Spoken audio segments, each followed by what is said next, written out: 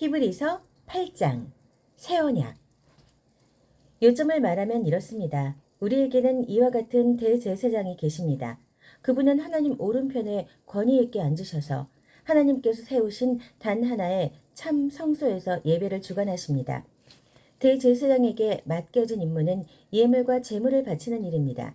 그것은 예수의 제사장직도 마찬가지입니다. 만일 그분께서 땅에 매어 계신 분이라면 제사장조차 되지 못하실 것입니다. 율법에 명시된 예물을 바치는 제사장이라면 이미 많이 있어서 그분을 필요로 하지 않을 것입니다.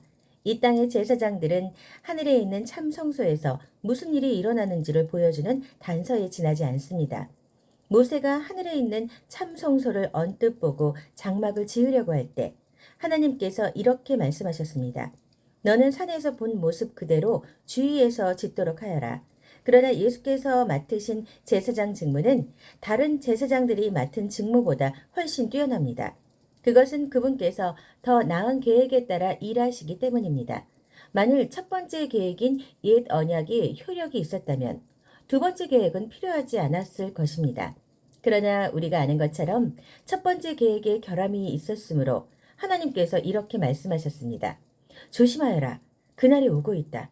그날에 내가 이스라엘과 유다를 위한 새 계획을 세울 것이다.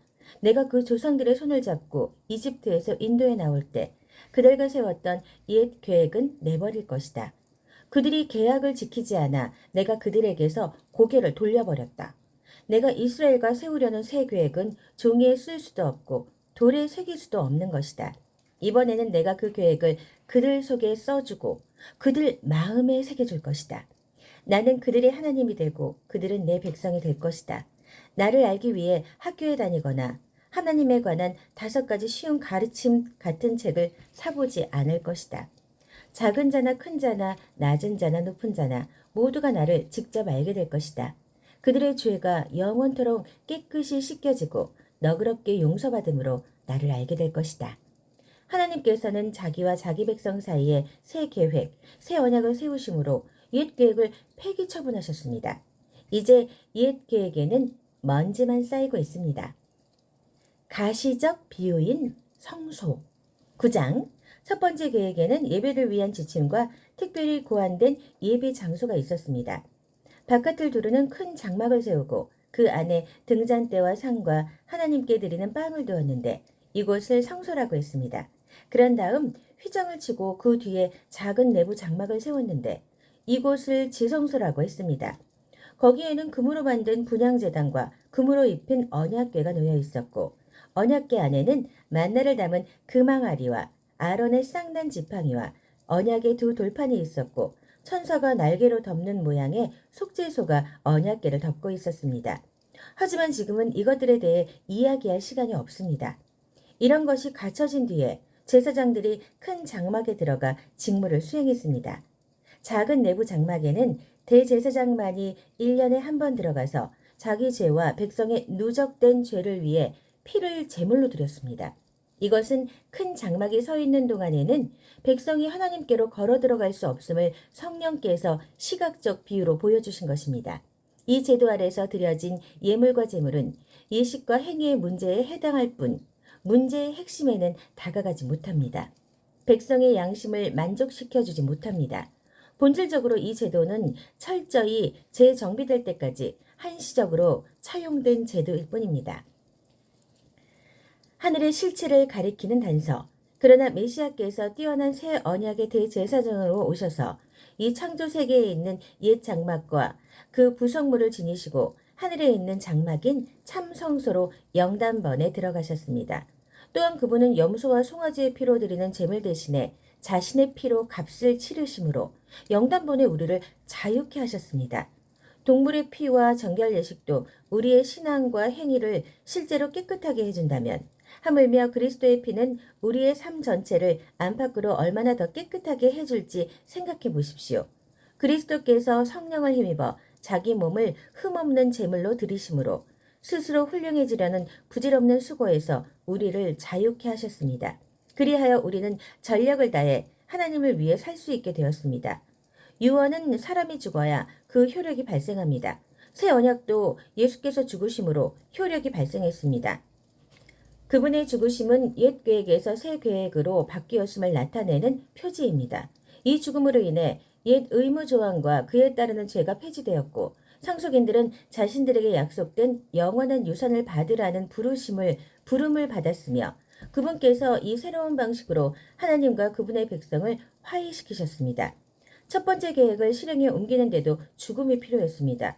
모세는 율법 계획, 하나님의 유언의 조항들을 전부 낭독한 뒤에 엄숙한 예식을 진행하며 제물로 바쳐진 동물의 피를 취해 언약 문서에 뿌리고 그 언약의 수혜자인 백성에게도 뿌렸습니다. 그런 다음 이것은 하나님께서 명하신 언약의 피입니다 라는 말로 그 효력을 확증했습니다. 그는 예배 장소와 그 안에 있는 모든 비품에도 똑같이 했습니다. 모세는 백성에게 이것은 하나님께서 여러분과 세우신 언약의 피입니다 라고 말했습니다. 사실 유언에 담긴 모든 내용의 효력은 죽음에 달려 있습니다. 죽음의 증거인 피가 우리의 전통 속에서 특히 죄 용서와 관련해 그토록 자주 사용된 것은 이 때문입니다. 이것으로 하늘에 있는 실체를 가리키는 그 모든 부차적 의식에서 피와 죽음이 왜 그토록 중요한 역할을 했는지 설명됩니다. 또한 지금 더 이상 동물 제물이 쓸모없고 필요 없게 된 것도 설명됩니다. 그리스도께서는 이 땅에 있는 성소로 들어가신 것이 아닙니다. 그분은 참 성소로 들어가셔서 우리 죄를 위한 희생제물로 자기 몸을 하나님께 드리셨습니다. 옛 계획 아래에 있는 대제사장들은 해마다 동물의 피를 가지고 성소에 들어갔지만 그리스도께서는 그러실 필요가 없습니다. 만일 해마다 성소에 들어가셔야 했다면 그분은 역사가 진행되는 내내 되풀이해서 자기 몸을 들이셔야 했을 것입니다. 그러나 그분은 영단반에 자기 몸을 희생제물로 들이셨습니다. 다른 모든 희생제물을 대신해서 자기 몸을 들이심으로 죄에 대한 최종 해결책을 내놓은 것입니다. 누구나 한 번은 죽으며 그 후에는 자기 삶의 결과와 마주해야 합니다. 그리스도의 죽으심도 단 한 번 일어난 사건이지만 죄를 영원히 제거하는 희생제물로 죽으신 것이었습니다. 그러므로 그분께서 다시 나타나실 때 그분을 뵙기 원하는 이들이 맞게 될 결과는 다름 아닌 구원입니다. 예수의 희생 10장 옛 계획은 새 계획 속에 담겨있는 좋은 것들을 암시할 뿐입니다. 옛 율법 계획은 완전하지 못해서 그것을 따르는 이들 또한 온전하게 해주지 못했습니다. 해마다 수많은 희생 제물이 드려졌지만 그것은 완전한 해결책이 되지 못했습니다. 만일 그 제물이 해결책이 되었다면 예배자들은 기쁜 마음으로 자기 길을 갔을 것이고 더 이상 죄에 끌려다니지 않았을 것입니다.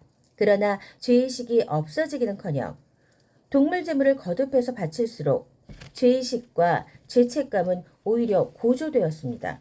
황소와 염소의 피가 죄를 없앨 수 없다는 것이 너무도 분명합니다. 그리스도께서 선포하신 예언의 말씀은 이 점을 염두에 두고 하신 것입니다. 당신께서는 해마다 드리는 제물과 예물을 원치 않으십니다.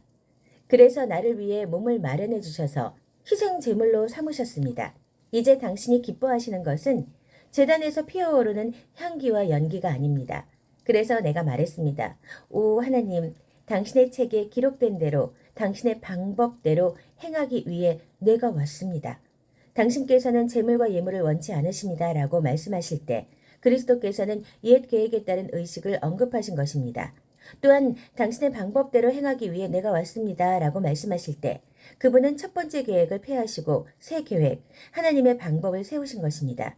예수께서 자기 몸을 영단번에 제물로 드리심으로 우리는 하나님께 합당한 사람이 되었습니다. 각 제사장들이 날마다 제단에 나아가 일하고 해마다 똑같은 제물을 드리지만 그런 것이 결코 죄의 문제를 해결하지는 못합니다. 그러나 그리스도께서 제사장으로 죄를 위해 단 한 번 제물을 드리셨고 그것으로 모든 것이 끝났습니다. 그런 후에 그분은 하나님 오른편에 앉으셔서 원수들이 항복하기를 기다리셨습니다. 그것은 완전하신 분이 불완전한 사람들을 온전케 하기 위해 드리신 완전한 제물이었습니다. 단 한 번 제물을 드리심으로 그분은 정결 과정에 참여하는 모든 이들에게 필요한 모든 일을 완수하신 것입니다. 성령께서도 이같이 증언해 주셨습니다. 내가 이스라엘과 세우려는 새 계획은 종이에 쓸 수도 없고 돌에 새길 수도 없는 것입니다.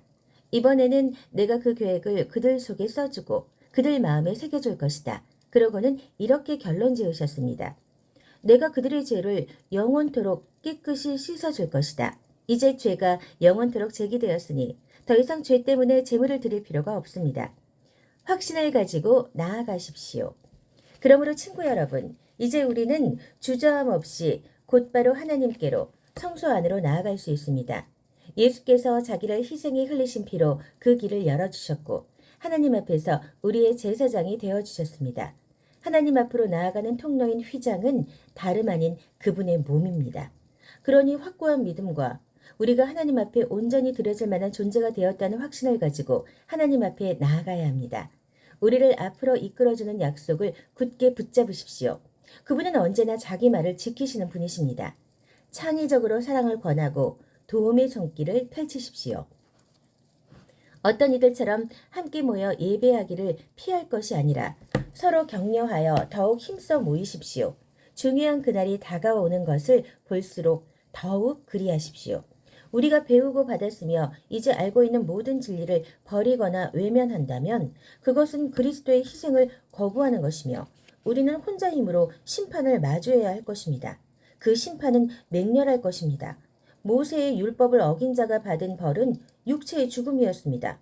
하물며 하나님의 아들을 적대하고 자기를 온전하게 해준 희생의 침을 뱉고 가장 은혜로우신 성령을 모욕하는 자에게는 어떤 일이 있겠습니까? 이것은 결코 가볍게 여길 문제가 아닙니다. 하나님께서는 우리에게 책임을 묻고 그 값을 치르게 하겠다고 경고하셨습니다. 그분은 아주 분명히 밝히셨습니다. 복수는 나의 것이다. 나는 어느 것 하나 그냥 넘어가지 않겠다고 하셨고 하나님께서 자기 백성을 심판하실 것이다 라고 하셨습니다. 아무도 그냥 통과할 수 없는 것이 분명합니다. 여러분이 처음 그 복음의 빛을 보고 난 뒤에 어떻게 살았는지 기억하십니까? 그 시절은 고난의 시기였습니다. 여러분은 사람들 앞에서 박해와 모욕의 표적이었습니다. 어떤 때는 여러분이 표적이 되고 어떤 때는 여러분의 벗들이 표적이 되었습니다. 여러분의 벗 가운데 며칠 감옥에 갇힐 때에도 여러분은 끝까지 그들 곁을 지켰습니다. 박해하는 자들이 난입해 여러분의 소유를 빼앗을 때도 여러분은 편한 얼굴로 그들이 하는 대로 내버려 두었습니다. 그들이 여러분의 진짜 보물을 어찌할 수 없다는 것을 알고 있었기 때문입니다. 그들의 어떤 행위도 여러분을 괴롭게 하거나 좌절시키지 못했습니다. 그러니 이제 와서 포기하지 마십시오. 그때 여러분은 확신에 차 있었습니다. 그 확신은 지금도 유효합니다. 하지만 약속을 이루려면 하나님의 계획을 붙잡고 끝까지 견뎌야 합니다.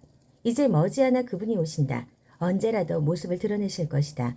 하지만 나와 바른 관계에 있는 사람은 그 변치 않는 신뢰로 인해 살 것이다. 도망치는 자는 내가 기뻐하지 않을 것이다. 우리는 중도에 포기하여 실패할 사람들이 아닙니다. 결코 아닙니다. 우리는 언제나 신뢰함으로 계속 살아남을 사람들입니다.